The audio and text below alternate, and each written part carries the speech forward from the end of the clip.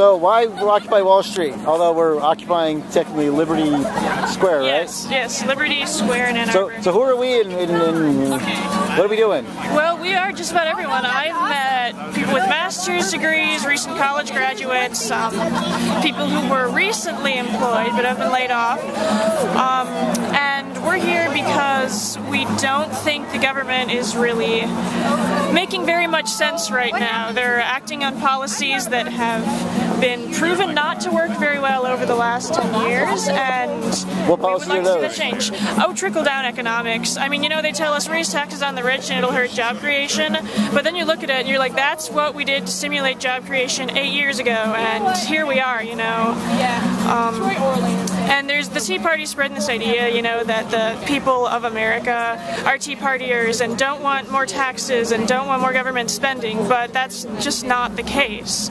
I mean, there are over 1,000 Occupy demonstrations going on in the U.S. right now, I believe, and I'm hearing about more popping up every day. How many people would you estimate are in the movement? Although it's kind of a it's so amorphous. I would estimate that at least half of the U.S. agrees with the general aims of Occupy Wall Street. I mean, 53% of Americans voted for Obama last election on the idea that he was going to have more liberal policies than what we had. And I think those people who voted for him for that reason still don't believe that we're really living up to those campaign promises. So. Okay. Oh, look, a supporter. Okay.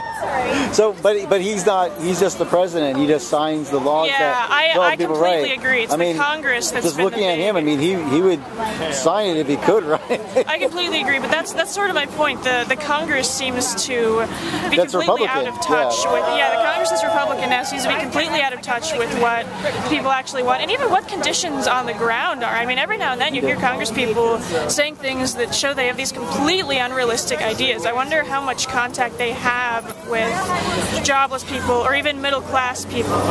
It's just I don't understand how people could be looking at the statistics, politicians especially could be looking at the statistics and at the conditions on the ground and still think that trickle-down economics is a good idea.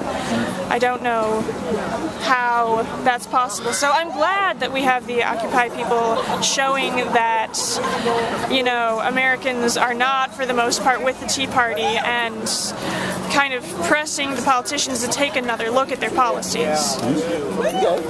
All right.